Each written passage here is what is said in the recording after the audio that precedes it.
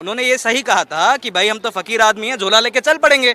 मगर एकदम सही बात है, और वो झोला लेके चल पड़े।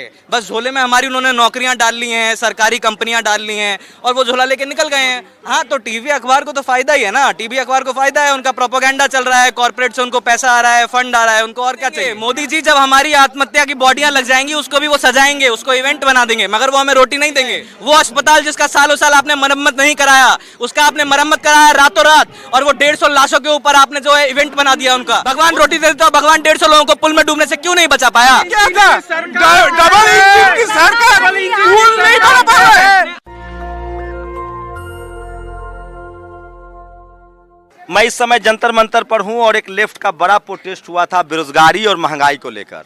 कुछ युवा साथी हैं और ये कह रहे हैं कि मीडिया जो है वो मोदी जी के साथ है।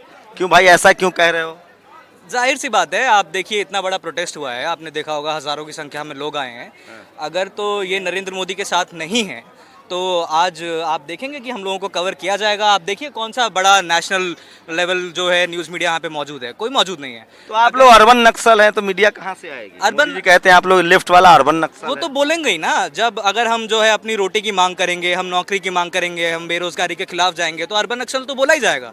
जो आदमी आपको आपके हक की नौकरियां 75,000 नौकरियां गिफ्ट के तौर पे, दिवाली के गिफ्ट के तौर पे देना चाहता है, वो आपको अर्बन नक्सल तो बोल के रिफ्यूट करेगा ही। अरे मोदी जी इतने अच्छे प्रधानमंत्री, अभी मोरबी में घटना हुई, हॉस्पिटल चले गए। अरे बहुत, हम तो क्या है, मैं तो यहाँ विरोध में आया हूँ। ये लोग कह रहे हैं कि मोदी जी जो है झूठ बोलते हैं, मैंने कहता हूँ झूठ नहीं बोलते हैं, वो झूठ बिल्कुल नहीं बोलते, सही बोलते हैं। उन्होंने ये सही कहा था कि भाई हम तो फकीर आदमी हैं, झोला लेके चल पड़ेंगे।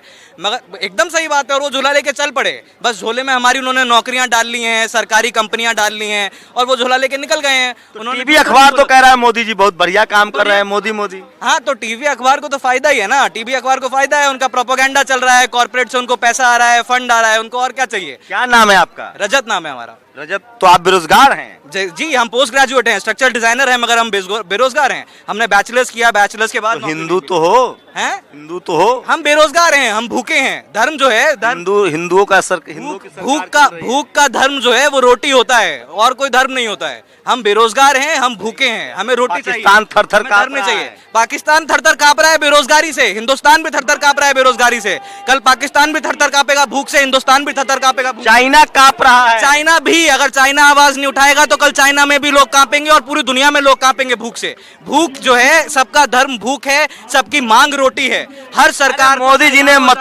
काशी सजा दिया, मोदी जी यही करें, उज्जैन सजा दिया, मंदिर बना दिया। सजा देंगे। मोदी जी जब हमारी आत्महत्या की बॉडियां लग जाएंगी, उसको भी वो सजाएंगे, उसको इवेंट बना देंगे, मगर वो हमें रोटी नहीं देंगे, वो हमें हमारा हक नहीं देंगे। अगर वो हमें हमारा हक दे देते तो यहाँ हमें घर छोड़कर नहीं आना पड़ता। डंका बज रहा है मोदी जी का दुनिया में। डंका बज रहा है, मगर लाशों की भीड़ पे डंका बज रहा है। ये देखिए, आप डंका तो बजा रहे हैं, मगर जो लाशों के पहाड़ पे खड़े होकर आप डंका बजा रहे हैं, वो लाशों का पहाड़ आप नीचे छोड़ देते हैं, आप वो ऊपर डंका बजाते हुए तो उसे दिखाते हैं। पूरा हिंदू समाज मोदी जी के साथ है। हिंदू समाज खड़ा हुआ है वो लाशों के पहाड़ के ऊपर। देखा आपने, 150 लोग मर गया, 150 लोग तो मोदी जी अस्पताल गए, इवेंट कराने के लिए गए, पुताई करा के गए, लिपाई पुताई करा के गए। वो अस्पताल जिसका सालों साल आपने मरम्मत नहीं कराया, उसका आपने मरम्मत कराया रातों रात, और वो 150 लाशों के ऊपर आपने जो है इवेंट बना दिया उनका। वो सारे परिवारों के आंसुओं का आपने इवेंट बना दिया।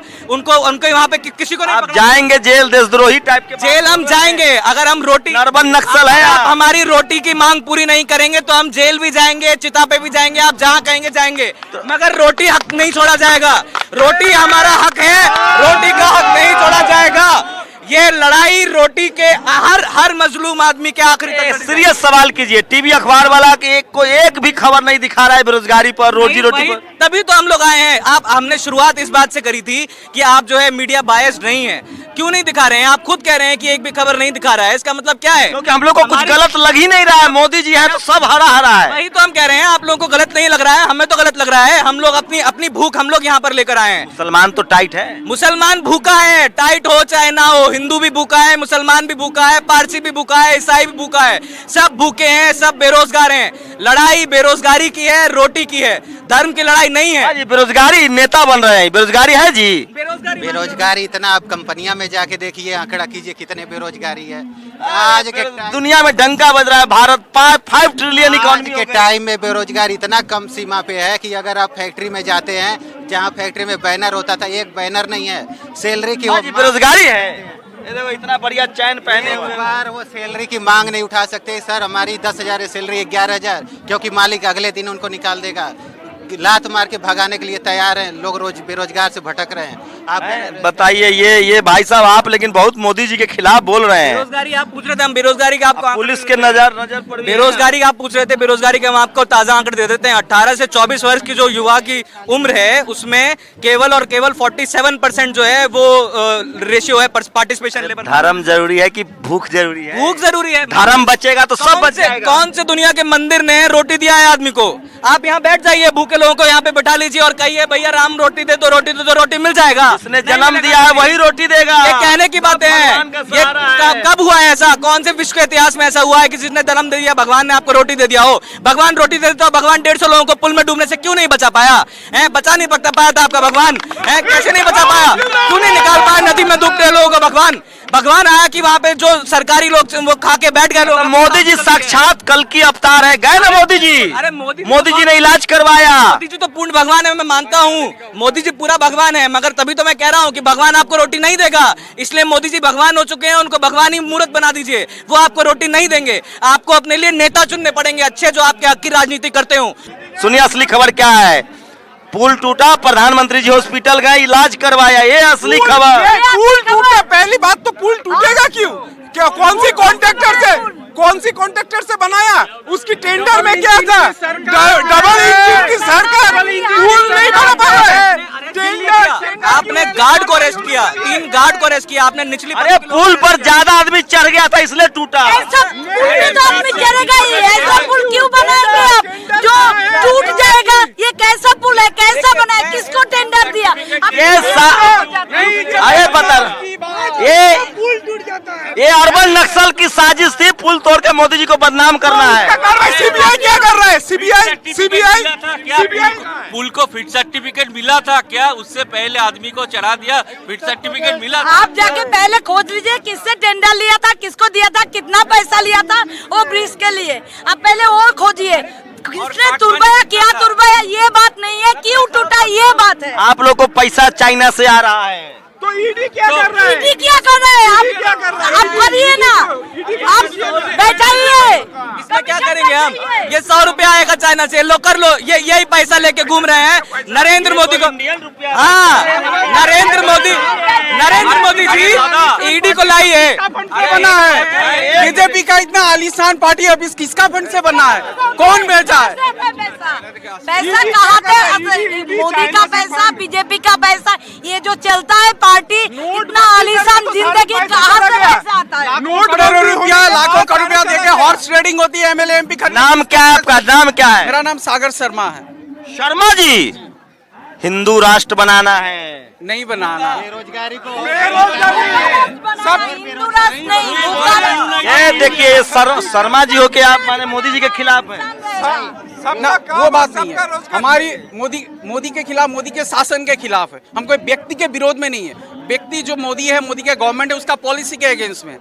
लेकिन उनके समर्थक को है कि वो भगवान के अवतार हैं। हिंदू हो, मुसलमान हो, सिख हो, ईसाई हो, हर कोई बेरोजगार युवाओं को रोजगार मिल पाए, जो मोदी जी हर सभा में इतना पढ़े लिखे हैं।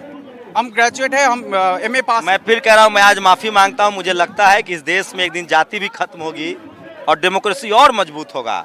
जब तक ऐसे तमाम कम्युनिटी के युवा हैं जो डेमोक्रेटिक मूल्यों को समझते हैं, तब तक डेमोक्रेसी जिंदा है। मुझे लगता था कि एक भी सवर्ण इस प्रोटेस्ट में नहीं आया, लेकिन पहला मिले हैं। आपका क्या नाम है मैम? मधुमिता दे, पश्चिम बंगाल से आए हैं हम। आप लोग तो लेफ्टिस्ट वाला लोग है। लेफ्टिस्ट तो मोदी जी का विरोध करता ही है। ऐसे कोई बात नहीं, हम काम के बात करते हैं। फैसिस्ट के विरुद्ध ही तो कम्युनिस्ट बात करेगा ना। वो तो कहता है लेनिन भी फासिस्ट था। क्यों, कौन बोला? आप प्रमाण कीजिए, कौन बोला? लेनिन सर्वहारा की अनुजाई बात जो करता है। हिटलर से मिलके आए हैं, वो तो हिटलर से मिलके आए अनुजाई, आरएसएस वाले। आरएसएस वाले। आरएसएस तो चलाता है, बीजेपी क्या है? आरएसएस का ही चला है। आरएसएस ऑफिस से आरएसएस राष्ट्रवादी संगठन है। कम्युनिस्ट कंट्री होना चाहिए इंडिया। फिर देखना, देश बेचने से नहीं होगा। आप संविधान नहीं मानती है? कौन बोला संविधान? संविधान मानते हैं हम लोग। कौन बोला संविधान? हिसाब से ही देश चलना चाहिए। कांसीराम, ये कभी इन्होंने दलितों के लिए काम नहीं किया है। अरे कम्युनिस्टों ने पट्टा दिलाया है जमीन का, हमने दिलाया है। हम ते भागा तेलंगाना पुन्नप्पा वायनाड ज्योतिबा सुंदरैया बीटी रणदिवे जिंदाबाद। अब कहाँ की बात करते हैं जब लाल सेना बिहार के अंदर बंगाल में मुख्यमंत्री, अब तुम अलग मुद्दे पर ले जा रहे हो। आप गलत तरह से कितने मुख्यमंत्री गैर सवर्ण हुए बंगाल में? बंगाल में ये आप हम लोग जाते, अब जैसे वो भट्टाचार्य है ना, तो वो तो फिर अपना बात अपने पास रखो। चले, हम लोग रोजी रोटी पर बात कर रहे थे ना। ठीक है रोजी, अगर आप कह रहे हैं कि कितने जो है सारे के सारे दलित उससे नहीं हुआ है, जो पार्टिसिपेशन है राजनीति में अगर कम है तो राजनीति में बिल्कुल वो बढ़ाना चाहिए। अरे हम लोग मोदी जी पर बात कर रहे हैं, हमको बताइए मोदी जी से आप लोग विरोध करें क्योंकि वो पिछड़ा का बेटा है। नहीं आप ब्राह्मणों को पच नहीं रहा है, तो बोल रहे हैं पॉलिसी के अगेंस्ट में। ब्राह्मण समाज के लोग हैं। आप एक ब्राह्मण पकड़ लिया करें, ब्राह्मणों को पच नहीं रहा है। हम थोड़ी ना ब्राह्मण हैं, हम तो ओबीसी हैं। आप ओबीसी हम ओबीसी हैं, है ना। हम भाई आप ये देखिए, इससे अच्छी एकता कहाँ मिलेगी? ब्राह्मण भी रोटी की बात कर रहा है, ओबीसी भी रोटी की बात कर रहा है। हर प्रदेश से ब्राह्मण तो विरोध कर रहा है क्योंकि मोदी जी पिछड़ा प्रधानमंत्री, इसलिए ब्राह्मण सुब्रमण्यम स्वामी विरोध कर रहा है क्योंकि ब्राह्मण को खाने के लिए रोटी नहीं है। ओबीसी विरोध कर रहा है कि ओबीसी को खाने के लिए रोटी नहीं है, रोजगार नहीं है। 1800 आदमी ने पिछली बार जो है हिमाचल प्रदेश में पिछले साल जो है वो 42 पदों के लिए, पियोन की नौकरी के लिए पोस्ट ग्रेजुएट ने और डॉक्टरेट ने पर्चा भरा है। ठीक है, आप सुसाइड रेट देखिए, 67% स्ट्रोक के केसेस युवाओं में बढ़ गए हैं और बूढ़ों में कम हो गए हैं। लेफ्टिस्ट बहुत पढ़े लिखे होते हैं भाई, इनसे नहीं जीत पाएंगे।